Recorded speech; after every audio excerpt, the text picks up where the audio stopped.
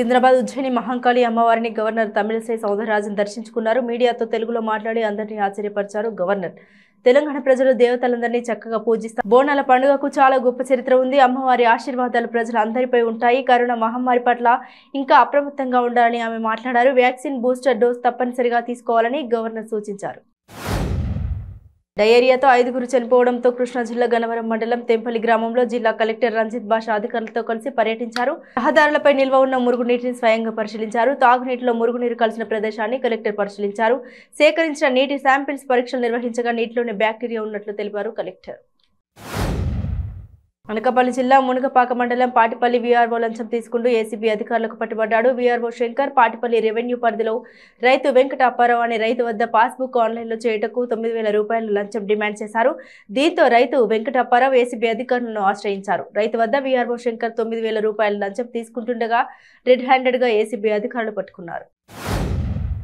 తూర్పుగోదావరి జిల్లా కామరాజుపేట గ్రామ సచివాలయంలో మహిళలపై లైంగిక వేధింపులకు పాల్పడుతున్న వీఆర్ఓ శంకురెడ్డి తమని వేధిస్తున్నాడంటూ మహిళా సిబ్బంది ఆరోపణ చేశారు. గ్రామ సచివాలయం ఆవరణంలోని సచివాలయ మహిళా సిబ్బంది ఆగ్రహం వ్యక్తం చేశారు.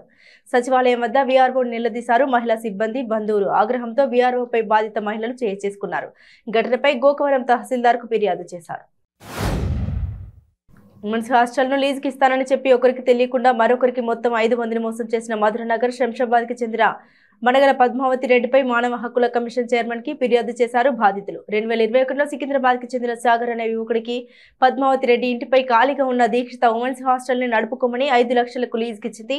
నెల తర్వాత అదే హాస్టల్ని తొండపల్లికి చెందిన కల్పలత దేగారా అనే మహిళకు 4,50,000కు లీజుకిచ్చింది. అదే నెలలో స్వప్న అనే మహిళ వద్ద 1 లక్ష తీసుకొని లీజు అగ్రిమెంట్ చేసింది. ఇలా ఒకరికి తెలియకుండా మరొకరి వద్ద అడ్వాన్స్ తీసుకున్న పద్మావతి రెడ్డిపై హెచ్ఆర్సీలో ఫిర్యాదు చేశారు బాధితులు. నిర్మల్ జిల్లా బాసల్ ట్రిబుల్ ఐటీ ముందు ఓవైపు నిరసనలు మరోవైపు పాలాభిషేకాలు జరుగుతున్నాయి. వరంగల్ జిల్లా పర్యటనలో భాగంగా యూనివర్సిటీలో పనిచేస్తున్న కాంట్రాక్ట్ అధ్యాపకులను రెగ్యులర్ చేస్తామని చెప్పడంతో హర్షం వ్యక్తం చేసిన ఆర్జీయూకేటీ అధ్యాపకులు బాసల ట్రిబుల్ ఐటీలో సీఎం కేసీఆర్ చిత్రపటానికి బాసల అధ్యాపక సంఘం ఆధ్వర్యంలో పాలాభిషేకం చేశారు. జగిత్యాల జిల్లా మెట్పల్లిలోని మున్సిపల్ కమిషనర్ సల్వాది సమ్మయ్య పారిశుద్ధ్య పనులను పరిశీలించారు. 8వ వార్డులో ఖాళీ ఫ్లాట్లో వర్షపు నీరు చేరినందున దోమలు వ్యాప్తి చెందకుండా ఆయిల్ బాల్స్ వేయించారు. వర్షాలు పడి రోడ్లపై బురద చేరినందున బురదను తొలగించి బ్లీచింగ్ పౌడర్ చెల్లించారు. ఈ కార్యక్రమంలో శానిటరీ ఇన్స్పెక్టర్ మహేశ్వర్ రెడ్డి ముజిబ్ పాల్గొన్నారు. గన్నవరం మండలం తెంపల్లి గ్రామంలో డయేరియాతో చనిపోయిన బాధిత కుటుంబాలకు టీడీపీ ఎమ్మెల్సీ బచ్చుల అర్జునుడు ఆర్థిక సహాయం అందించారు. ఈ సందర్భంగా ఆయన మాట్లాడుతూ బాధిత కుటుంబాలకు ఎప్పుడూ అండగా టీడీపీ పార్టీ ఉంటుందని, సరైన వైద్యం లేకపోవడంతో మరణాల సంఖ్య రోజురోజుకు పెరిగిపోతుందన్నారు. మెడికల్ క్యాంపు నుండి సరైన వైద్యం అందించలేకపోతున్నారు. ఇది కేవలం ప్రభుత్వ వైఫల్యమేనని ఆయన తెలిపారు. సుమారు 100 సంవత్సరాలుగా శ్మశానంగా వినియోగించుకుంటున్న స్థలాన్ని గ్రామంలోని కొందరు ఆక్రమించుకొని శ్మశానంలోకి వెళ్లేందుకు దారి ఇవ్వడం లేదని గ్రామస్తులు ఆగ్రహం వ్యక్తం చేస్తున్నారు. అధికారులు స్పందించి శ్మశాన స్థలాన్ని కొలతలు వేయించి శ్మశానంలోకి వెళ్లేందుకు ఎటువంటి ఇబ్బందులు లేకుండా చూడాలని గ్రామస్తులు మోహన్ రావు విజ్ఞప్తి చేస్తున్నారు.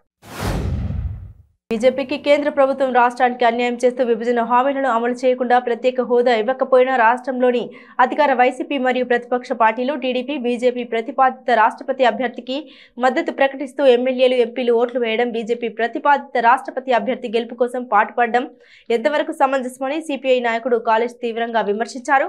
గూడూరు పట్టణంలోని సిపిఎం కార్యాలయంలో వామపక్షాల నాయకులు మీడియా సమావేశం నిర్వహించారు. రాజధాని కోసం మందడం శిబిరం వద్ద దీక్ష చేస్తున్న అమరావతి రైతులు తెదేపా అధినేత మాజీ ముఖ్యమంత్రి చంద్రబాబు నాయుడు కలిశారు. రాజధాని ఎక్కడికి వెళ్లదని ధైర్యంగా ఉండాలని రైతులకు భరోసా ఇచ్చారు. ఒకే రాజధాని నినాదంతో దీక్షలు చేస్తున్న అమరావతి రైతుల్ని చంద్రబాబు కలిశారు. రాష్ట్రపతి ఎన్నికల్లో ఓటు వేసి వస్తుండగా మందడం శిబిరం వద్ద ఆగారు. చంద్రబాబుకు ఆకుపచ్చ కండువా కప్పి రైతులు జై చంద్రబాబు అంటూ నినాదాలు చేశారు. నాగార్జున సాగర్ ప్రాజెక్టుకు చాలా రోజుల తర్వాత ఇన్ఫ్లో వస్తుంది. ఎగువ ప్రాంతాల నుండి వస్తున్న వరదల ప్రభావంతో నీటి మట్టం అంతకంతకు పెరుగుతూ వస్తుంది.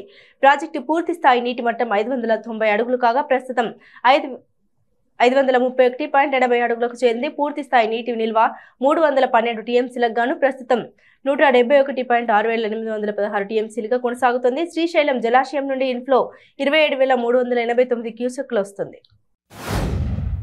పేదవారికి అన్నం పెట్టే అన్న క్యాంటీన్ దగ్గర చెత్త ఎత్తకూడదని మైలవరం పంచాయతీ సిబ్బందికి హుకుం జారీ చేశారు అధికార పార్టీ నేతలు. గత 3 రోజులుగా పేదవారి ఆకలి తీరుస్తున్న అన్న క్యాంటీన్ దగ్గర చెత్త తీయకుండా ఆ చెత్త మీరే తీసుకోండి నిర్వాహకులకు బాధ్యత లేని సమాధానం చెబుతున్నారు పంచాయతీ ఈవో. చెత్త వలన పేదవారి ఆకలి తీర్చే కార్యక్రమం ఆగకూడదని స్థానిక టీడీపీ నేతలు చెత్తను తొలగించేశారు. అధికార పార్టీ పేదవారికి పట్టడనం పెట్టే కార్యక్రమాన్ని చేయకుండా చేయాలని కుయుక్తులు పొందుతున్నారని ఆగ్రహం వ్యక్తం చేశారు. భద్రాద్రి కొత్తగూడెం జిల్లా అశ్వపురపాడు గిరిజన గ్రామానికి చెందిన దేవి అనే గర్భిణికి పురిటి నొప్పులు రాగా ఇటీవల కురిసిన వర్షాలకు గ్రామ చివర్లోని వాగు పొంగి పొర్లుతుండడంతో ఆమెను ఒక కుర్చీలో కూర్చోబెట్టి వాగు దాటించి సుమారు 2 కిలోమీటర్లు మోసుకెళ్లారు. అనంతరం అక్కడి నుండి అంబులెన్స్ లో కరకగూడెంలోని ప్రభుత్వ హాస్పిటల్కు తరలించారు. ప్రసవం ఇబ్బందిగా మారడంతో భద్రాచలం ప్రభుత్వ ఆసుపత్రికి తరలించారు. ప్రజాప్రతినిధులు, అధికారులు ఇప్పటికైనా స్పందించి అశ్వపురపాడు గిరిజన గ్రామానికి రహదారి సౌకర్యం కల్పించాలని కోరుతున్నారు. గాజువాక శీలానగర్లో అర్ధరాత్రి హత్య జరిగింది. నామాల సురేష్ కుమార్ అనే వ్యక్తిని కంచరపాలెంకి చెందిన అఖిల్ కిరాతకంగా హత్య చేసి పరారయ్యాడు.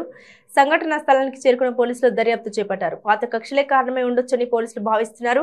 కేసు నమోదు చేసిన పోలీసులు నిందితుడి కోసం గాలింపు చేపట్టారు. పల్నాడు జిల్లా రొంపిచెర్ల మండల టీడీపీ అధ్యక్షుడు వెన్న బాలకోటిరెడ్డిపై హత్యాయత్నం జరిగింది. అలవల గ్రామంలో మార్నింగ్ వాక్ వెళ్లిన సమయంలో గొడ్డలతో దాడి చేశారు ప్రత్యర్థులు. బాలకోటి రెడ్డికి తీవ్రంగా గాయాలు కావడంతో నర్సరావుపేట ఆసుపత్రికి తరలించారు. ఎన్టీఆర్ జిల్లా చందర్లపాడు మండలం గుత్తవారిపాలెం కాల్వలో 200 కేజీల రైల్వే ట్రాక్ ఐరన్ ను తెలంగాణ రైల్వే అధికారులు పట్టుకున్నారు. మోటమారు మధుర రైల్వే ట్రాక్స్ పై ఐరన్ తస్కరించిన చందర్లపాడుకు చెందిన 3 వ్యక్తుల్ని పోలీసులు అరెస్టు చేశారు. నందిగామ పట్టణంలో తెలుగుదేశం పార్టీ అన్న క్యాంటీన్ ప్రారంభోత్సవానికి ఏర్పాటు చేసిన 10 బ్యానర్లను గుర్తు తెలియని వ్యక్తులు బ్లేడ్లతో కోసి పైశాచిక ఆనందం పొందుతున్నారని, ఇంత దారుణానికి ఒడిగట్టిన వారిపై చట్టపరమైన కఠిన చర్యలు తీసుకోవాలని తెలుగు తమ్ముళ్లు డిమాండ్ చేస్తున్నారు. అన్న క్యాంటీన్ ఏర్పాటు చేసినప్పటి నుండి తెలుగుదేశం పార్టీకి విపరీతమైన ఆదరణ పెరుగుతుందని, ఓర్వలేక అధికార పార్టీ నాయకులు సీసీ కెమెరాలు ఉన్న ప్రాంతాల్లో వదిలేసి పట్టణంలో ఉన్న మిగిలిన చోట్ల తెలుగుదేశం బ్యానర్లను చించివేశారని తెలుగుదేశం నాయకులు ఆరోపిస్తున్నారు. పశ్చిమ గోదావరి జిల్లా నర్సాపురం వశిష్ఠ గోదావరి వరద ఉధృతి కాస్త తగ్గుముఖం పట్టింది. అధికారులు పొన్నపల్లి వద్ద ఏటిగట్టు కోతకు గురైన ప్రాంతంలో తాత్కాలిక రిపేర్లు చేస్తున్నారు. ప్రస్తుతానికి ఏ విధమైన ప్రమాదం లేదని అధికారులు తెలుపుతున్నారు. రాబోయే ఆగస్టు నెలలో మళ్లీ వరద ప్రమాదం ఉండొచ్చని ముందు చూపుతో ఏటిగట్టు పనులకు ఏ విధమైన ఇబ్బందులు కలగకుండా తాత్కాలిక పనులు చేపట్టారు. కోనసీమ జిల్లా యానం వరద ప్రాంతాల్లో Puducherry in-charge lieutenant governor Tamilisai Soundararajan పర్యటించారు. హైదరాబాద్ నుండి విమానంలో రాజమండ్రి వచ్చిన ఆమె రోడ్డు మార్గాన యానం చేరుకున్నారు. పోలీసుల నుండి గౌరవ వందనం స్వీకరించిన గవర్నర్ తమిళసై అధికారులతో సమీక్షా సమావేశం నిర్వహించిన తర్వాత ముంపు ప్రాంతాల్లో పర్యటించారు. ముంపు బాధితుల్ని పరామర్శించారు. ఆంధ్రప్రదేశ్లోని అభిమానులు అసలు సిసలైన క్రికెట్ మజాను అందించేందుకు విశాఖ ఐపీఎల్ టోర్నమెంట్ను ప్రతిష్టాత్మకంగా నిర్వహిస్తున్నారు. అంతర్జాతీయ క్రికెట్ మ్యాచ్లకి ఏమాత్రం తగ్గకుండా ఐపీఎల్ కొనసాగుతుంది. ఈ క్రమంలోనే ఐపీఎల్ ఫైనల్ మ్యాచ్ మరింత అద్భుతంగా నిర్వహించాలని భావించిన నిర్వాహకులు టీమిండియా మాజీ కెప్టెన్ కపిల్ దేవ్ను ముఖ్య అతిథిగా ఆహ్వానించారు. ఐపీఎల్ ఫైనల్ కు అంతా సిద్ధమైన సమయంలో వరుణ్ షాక్ ఇచ్చాడు. విశాఖలో ఎడతెరిపి లేకుండా వర్షం కురవడంతో ఫైనల్ మ్యాచ్ వాయిదా పడింది. తెలంగాణ మంత్రి పువ్వాడ అజయ్ అనవసర విమర్శలు మానుకోవాలని, విలీన గ్రామాల ప్రజల కోసం ఏం చేయాలో మాకు తెలుసని మంత్రి బొత్స సత్యనారాయణ ఎద్దేవా చేశారు. మంగళవారం ఆయన మాట్లాడుతూ విలీన గ్రామాల్ని తెలంగాణలో విలీనం చేస్తే ఏపీని కూడా తెలంగాణలో కలపాలని అడుగుతారని, ఏపీ ఆదాయం తగ్గింది హైదరాబాద్లో కలిపేస్తారా అని ఆయన ప్రశ్నించారు. విలీన గ్రామాలు ప్రస్తావన తెస్తే ఏపీలో హైదరాబాద్ కలపాలని డిమాండ్ చేస్తామని ఆయన హెచ్చరించారు. సికింద్రాబాద్ ఉజ్జయిని మహంకాళి అమ్మవారిని మంత్రి తలసాని శ్రీనివాస్ యాదవ్ దర్శించుకొని పూజలు నిర్వహించారు. ప్రభుత్వం చేసిన ఏర్పాట్లతో భక్తులకు ఎలాంటి ఇబ్బందులు లేకుండా అమ్మవారిని దర్శించుకున్నారని, వివిధ శాఖల అధికారులు, సిబ్బంది, కమిటీ సభ్యుల కృషి ఫలితంగా మహంకాళి అమ్మవారి బోనాల ఉత్సవాలు బ్రహ్మాండంగా జరిగాయని మంత్రి తెలిపారు. నల్గొండ జిల్లా చందంపేట మండలం పెదముల గ్రామంలో పొడి భూముల రైతులు ఆందోళనకు దిగారు. తాము దశాబ్దాలుగా సాగు చేసుకుంటున్న భూముల్లో అన్యాయంగా అటవీ శాఖ అధికారులు మొక్కలు నాటడంపై ఆగ్రహం వ్యక్తం చేస్తూ వాటన్నింటినీ పీకి పడేశారు. గతంలో నాగార్జున సాగర్ ముంపుకు గురైన సందర్భంలో డీఫామ్ పట్టాలతో రైతులకు భూములు ఇచ్చారు. ఏలూరు జిల్లా పోలవరంలోని వరద ముంపు గ్రామాల్లో సహాయక చర్యలు స్వయంగా పర్యవేక్షించారు. టీడీపీ దెందులూరు మాజీ ఎమ్మెల్యే చింతమనేని ప్రభాకర్ హనుమాన్ జంక్షన్ వ్యవసాయ మార్కెట్ యార్డులో తెలుగుదేశం పార్టీ ఆధ్వర్యంలో 15 టన్నుల కూరగాయలు కొనుగోలు చేశారు. వేలేరుపాడు మండలంలోని వరద ముంపు గ్రామాల్లో బాధితులకు సత్వరమే అందేలా చర్యలు చేపట్టారు. విజయవాడ లూనా సెంటర్లో ఎన్ఐఏ సోదాలు చేపట్టింది. కుల నిర్మూలన పోరాట సమితి రాష్ట్ర అధ్యక్షుడు దుడ్డు ప్రభాకర్ ఇంట్లో జాతీయ దర్యాప్తు సంస్థ పోలీసులు సోదాలు చేశారు. ఉదయం నుండి సోదాలు చేస్తున్నట్లు సమాచారం. ఈ సందర్భంగా ఎటువంటి అవాంఛనీయ సంఘటనలు జరగకుండా పెద్ద ఎత్తున పోలీసు బందోబస్తు ఏర్పాటు చేశారు విజయవాడ పోలీసు అధికారులు. ఏలూరు జిల్లా నూజివీడు బి స్కూల్ వద్ద జరిగిన రోడ్డు ప్రమాదంలో ఒక వ్యక్తి మృతి చెందిన ఘటన చోటు చేసుకుంది. విజయవాడ రాణిగారి తోటకు చెందిన అనిల్ కుమార్ నూజివీడు నుండి ద్విచక్ర వాహనంపై విజయవాడ వెళ్తుండగా విజయవాడ వైపు వెళ్తున్న సత్తుపల్లి వెళ్తున్న బస్సును వెనుక వైపు నుండి ఢీకొని కింద పడి సంఘటన స్థలంలోనే మృతి చెందారు.